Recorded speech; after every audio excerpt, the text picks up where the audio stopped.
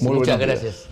Tenemos unos días agitados. Se supone que la próxima semana ya se presenta finalmente el gabinete. Salvador del Solar con su gabinete para pedir lo que es, digamos, el voto de confianza. El problema es que para el presidente esto puede ser la puerta para la cuestión de confianza. También. ¿No?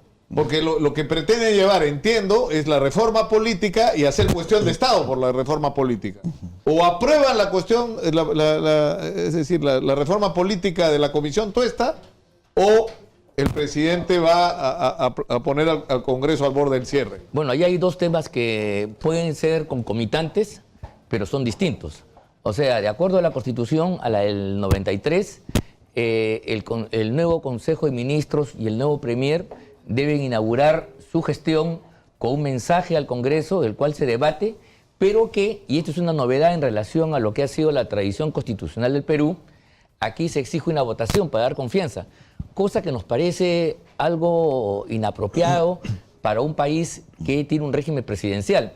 Tanto así que la Comisión Tuesta felizmente ha planteado que este extremo sea derogado de la Constitución, sea abolido, porque es más fuente de conflicto.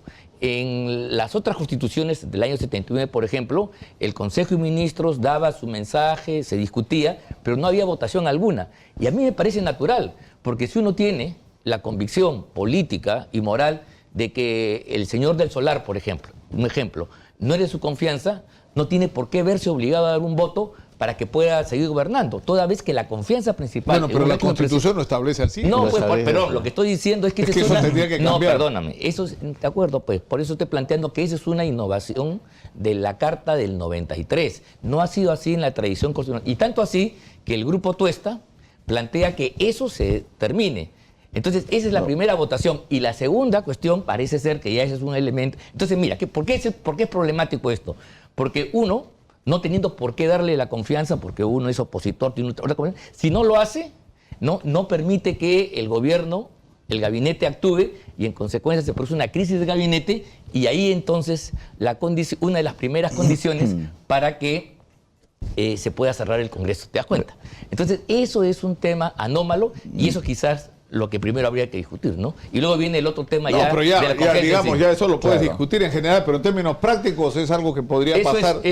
Claro, por eso es un tema. Ahora, si me preguntas qué cosa es lo que debiera hacer el Congreso de un punto de vista, yo creo que como hay tanto desprestigio y el Congreso no ha logrado remontar, yo creo que le harían un bien al país si patrióticamente votaran la no confianza y se disolviera el Congreso y hubiera elecciones para que el pueblo peruano pueda recomponer el escenario político nacional. Eso sería mi posición finalmente, ¿no? Dos comentarios al respecto. Primero es que la posición del presidente del Consejo de Ministros es la más frágil que hay desde la Constitución del 93, porque depende a la vez del presidente como también de la interpelación del Congreso. O sea, es un trabajo de equilibrista que tiene que hacer.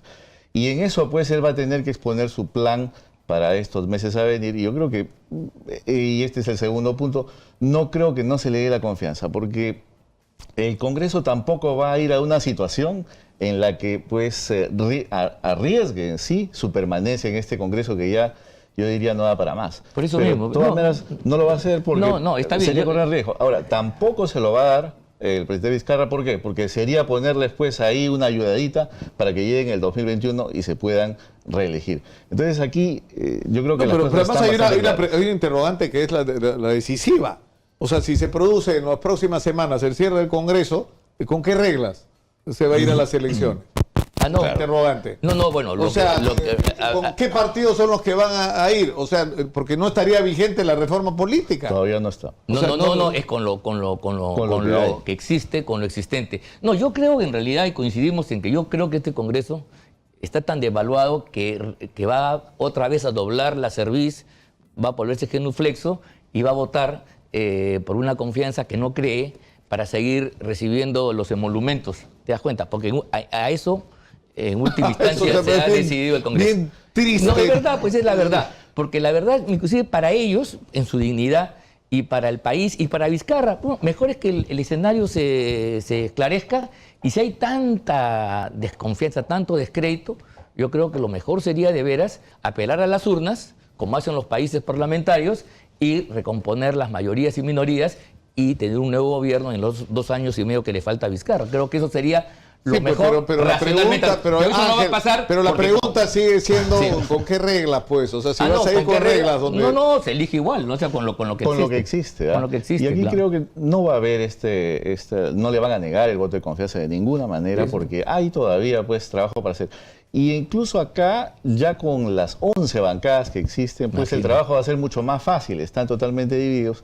Y aquí el trabajo de Salvador de Solar va a ser pues bastante fácil. Prácticamente yo diría que va a ser un trámite, ¿no? No, además esto de 11 bancadas por ahora. Por ahora, porque van a cada hacer- semana renuncia van a ver, uno nuevo. Mira ¿no? tú, ¿te Ojo que se acuerdas tú necesitan que 5 para hacer una bancada? ¿Te acuerdas tú O sea, que el periodo pasado nos asombramos de la fragmentación, la diáspora? Habrían creo que 8 o 9 bancadas, hoy día ya hay 10 y van a haber 15 o 20. Y la verdad, eso yo no sé si hace bien a la democracia, eso revela el descrédito del Congreso, eso significa que ya no representa a nadie, que ha dejado de ser un factor de contrapeso al Poder Ejecutivo. Y por eso la verdad creo que mantiene una ficción. La ficción es una institucionalidad que permite, por ejemplo, que el presidente de la República ahora se arrogue la posibilidad de seguir gobernando a través de votos de confianza, que siga pechando, presionando al Congreso, apechando su libertad. A zapatazo. Claro, eso políticamente, te cierro. políticamente Entonces hace lo que el presidente puede quiere. ser interesante, la gente puede aplaudir, pero el punto de vista constitucional es, No reelección. es, me voy al el referéndum. demérito completo. Es Pero así tirar por la borda lo el asiste proceso la constitucional. Constitución, lo Sí, asiste la pues, Constitución. pero eso es la desnaturalización de su espíritu. Yo estoy de acuerdo, sí, claro, está en eso. Inclusive políticamente puede Ya, pero el problema ser Ángel, correcto, ¿sabes lo que pero ocurre? es que hablar la Constitución. Pero que hablamos de... Eso es un golpe de Estado. Claro, pero hablamos después de instituciones ideales. Sí, pues, no, O por sea, eso, de acuerdo. O sea, el Congreso, primer poder del Estado, da vergüenza. Sí, pues, por eso. O sea, Oye, no, estamos de acuerdo. Mira, Este Congreso no da para más simplemente, no da para más. Por Ya eso, han pues. tenido todo por lo que había que pasar, un Congreso precisamente totalmente desacreditado, y ahora pues en esta situación están en una posición de debilidad. Ya lo último que ha hecho Vieira, por ejemplo, que es una Sí, pues. sinvergüencería, la verdad no le va a permitir decir con cierta imagen o crédito, decir pues vamos a cambiar o vamos a quitarle la confianza a este gabinete. No lo van a hacer de ninguna manera, porque precisamente no tienen pues la catadura moral y ya han perdido bastante. Por eso, por las razones que ustedes dicen, yo creo que estos van a seguir en su rutina decadente, no va a haber cambios, pero la verdad, si tuvieran un ápice de vergüenza y honor, ellos precipitarían la no confianza y entonces pondrían al presidente en el disparadero de cerrar o no el Congreso. Y entonces si el otro dice que sí, que es un obstáculo, que cierre y sinceramos, y en 4 meses, 5 meses tenemos elecciones para recomponer la correlación de fuerzas a nivel nacional. Pero siendo esta una facultad del presidente, yo dudo mucho que lo haga. Ahí está bueno. Entonces ahí sí sería... A mira, menos que lo haga después de que cambien las reglas. Puede ser A también. menos, es una porque eso sí posibilidad. sería una escena. Ahí sí valdría la pena, ¿no es cierto? No, Porque si ¿qué vas a ir regla? a las elecciones con la misma regla No, pero esta es una para elección tener que escoger entre lo mismo de Claro. siempre, esta ¿para qué? es una elección complementaria, cuidado, ¿eh? y se hace con las reglas existentes. Con lo que hay. Nada de lo que se ha aprobado sería vigente para No, esta no, no, elección. para esto no. Que es Bueno, elección- va- que va- además va- tendría va- solamente todavía falta. solamente Vamos es a ir para a- el año 21, ¿ah? vamos- Solamente es para complementar el Vamos periodo a ir a la 21. pausa y ¿De acuerdo? quisiera que tras ella regresemos para hablar de algunos temas de actualidad. Uno, el tema de Odebrecht, que entró ayer al sistema, o sea, al Poder Judicial para su control de legalidad, y sobre conflicto de las Bambas, en que se ha convertido, y yo creo que positivamente, en el centro de atención nacional, porque es un asunto realmente trascendente. Vamos a ir a la pausa y regresamos para hablar de estos temas. Vamos con Carlos Jaico y Ángel Delgado, analistas políticos, hablando sobre la situación, sobre la actualidad. Y esta confrontación yo creo que está claro. O sea, el presidente literalmente puede hacer lo que quiera con el Congreso.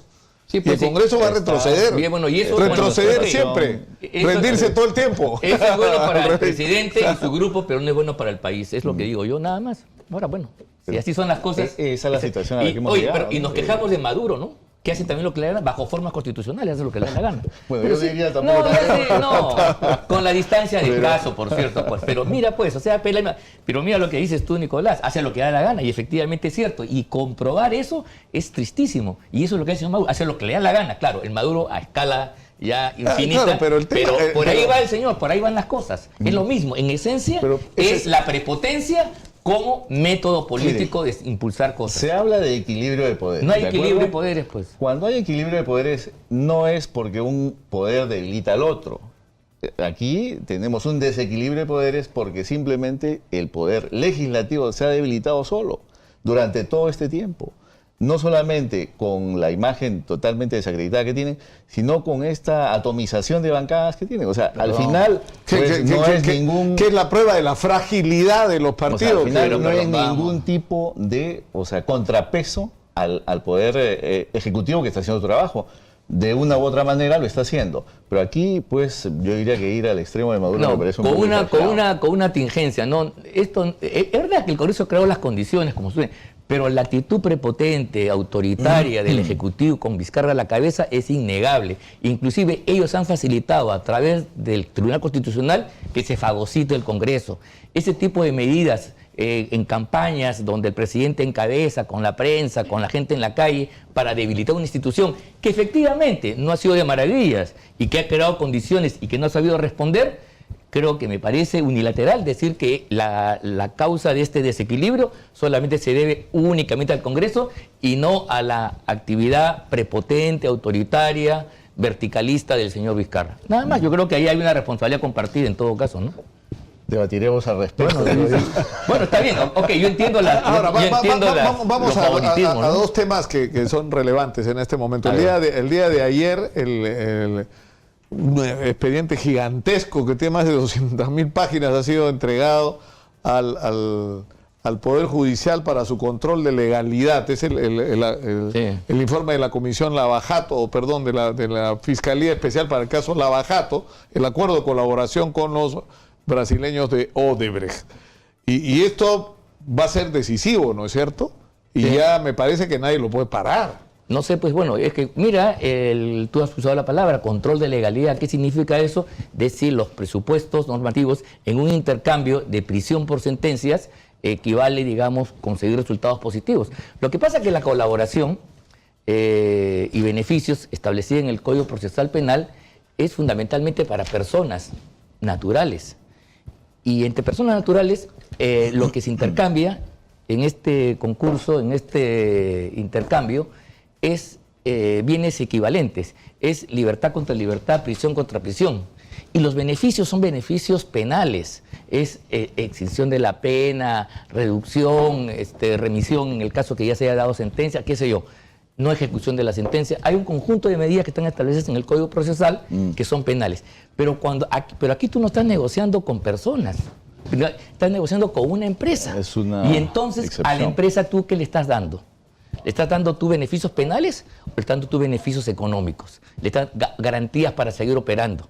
Y ahí entonces la pregunta es, yo creo que es válida, ¿cuánto le cuesta al Perú y a las futuras generaciones, porque así se está negociando, que hoy les dé información como persona jurídica? Porque aquí no solamente es la reparación.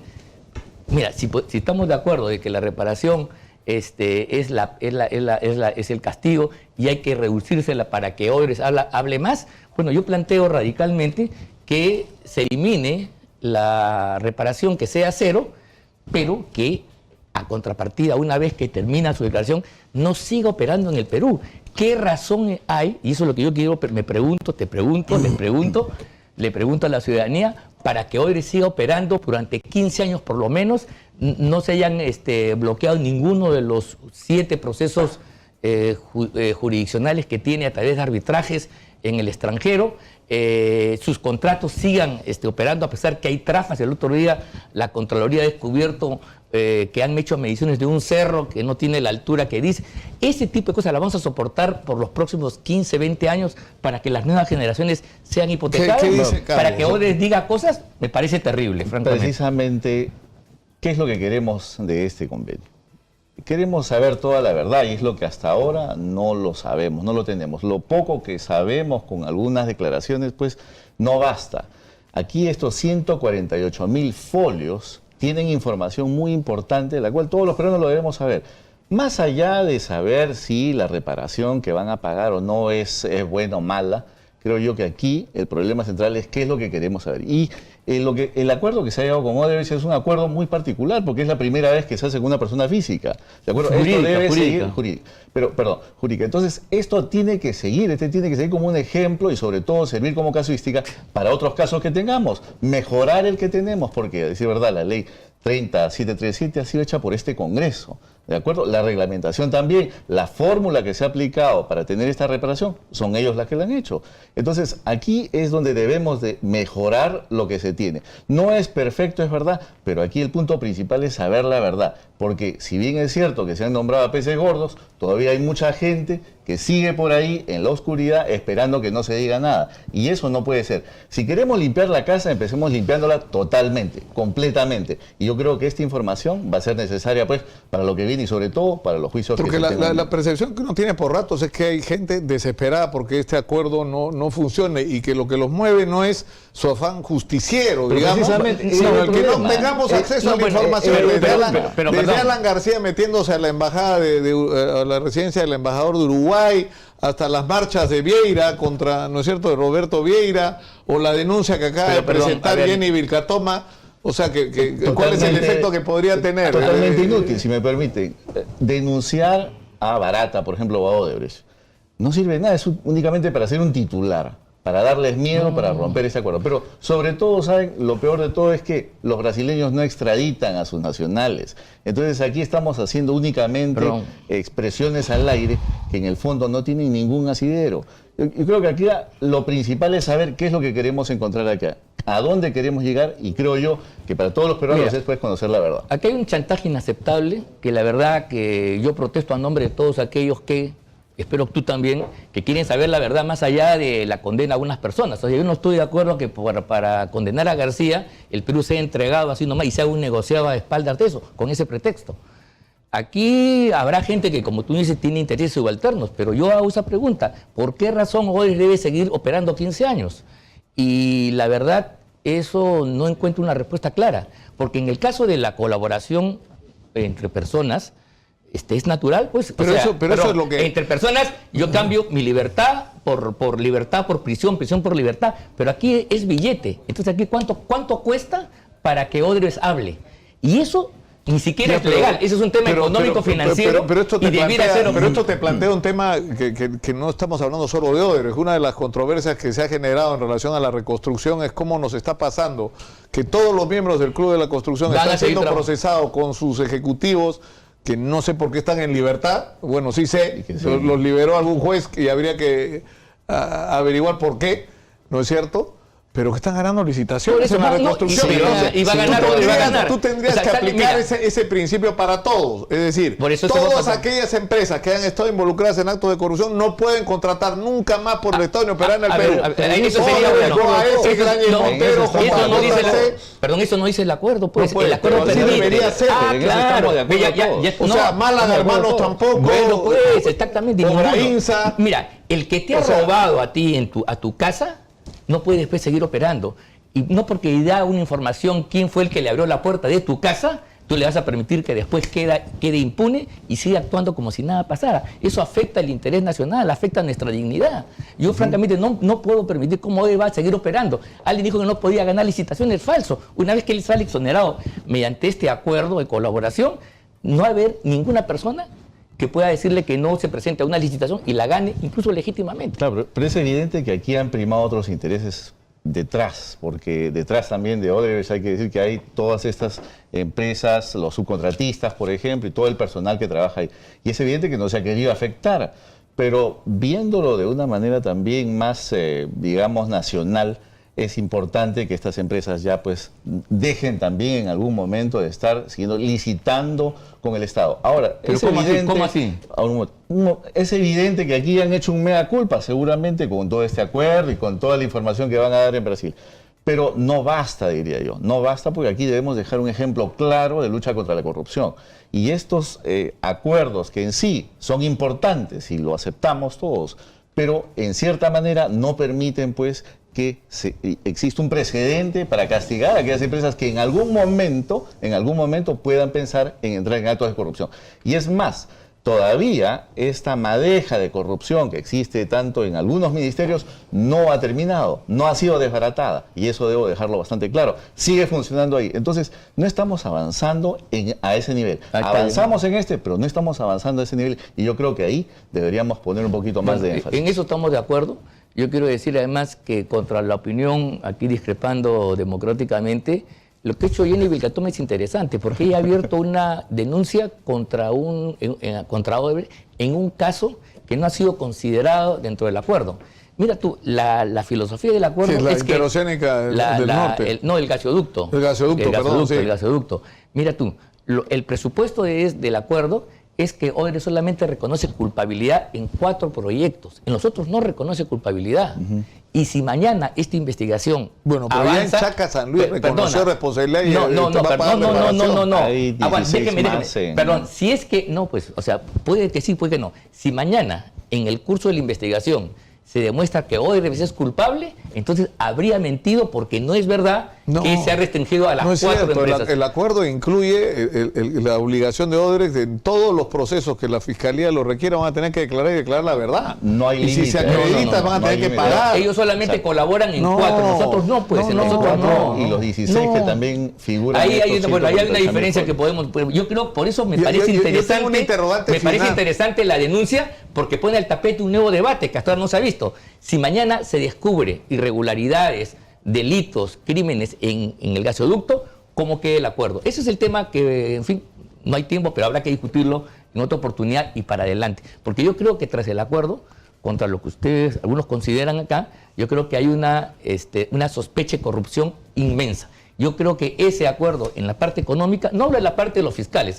no hablo de la parte propiamente judicial ni fiscal, hablo del tema económico financiero. Creo que ahí hay una sospecha de enorme corrupción que algún día va a producir un escándalo gigantesco como el acta de Talara, la página 11 y todo. Le ha pagado. Así es, yo no creo que eso sea gratuito, lo digo que aquí aprovecho para decirlo, y no es el tema de la reparación, porque repito, podríamos declarar 0, que no se pague nada de reparación.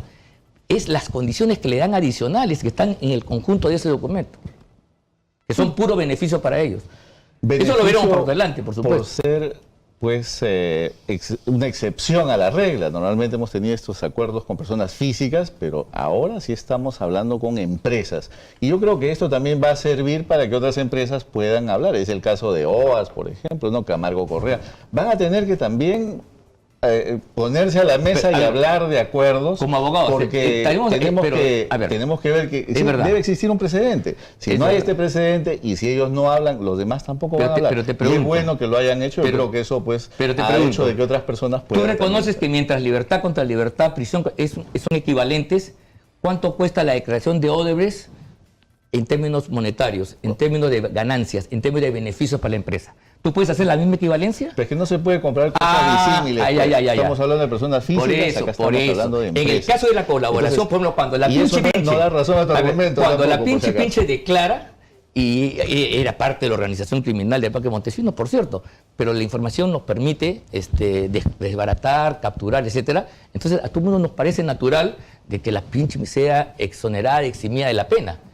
Pero cuando aquí estamos hablando de billete, estamos hablando de oportunidades, de condiciones, de que no le digan nada con los negociados, con sus contratos, ahí hay otro tipo de negociación habría que no es fácil. Reconozcamos que no es lo mismo, no es lo mismo poner en la balanza confesiones, delaciones contra billete, contra oportunidades para seguir manejando la cosa política del Perú. Esa diferencia nos debiera llevar a pensar, actuar con mayor cuidado. Y la pregunta, ¿cuánto le cuesta al Perú? Y le costará al Perú encarcelar a uno u otro, me parece válida. ¿Por qué sucede eso? ¿Por qué necesitamos declaraciones y una cierta reparación civil? Porque no los tenemos acá. Barata no está acá, Odebrecht no está acá. No los tenemos porque se han permitido que se vayan, pues. Porque no se los ha capturado. Si se nos hubiera capturado a todos ellos y ellos hubieran hablado, entonces la cosa hubiera sido distinta. Exacto. Pero no es así. Ahí es diferente, Leo. Muchas gracias. Gracias. Por estar acá, Carlos Jaico y Ángel Delgado han estado con nosotros. Nos vamos a la pausa. Esto es Exitosa en la Radio del Perú. Volvemos con más.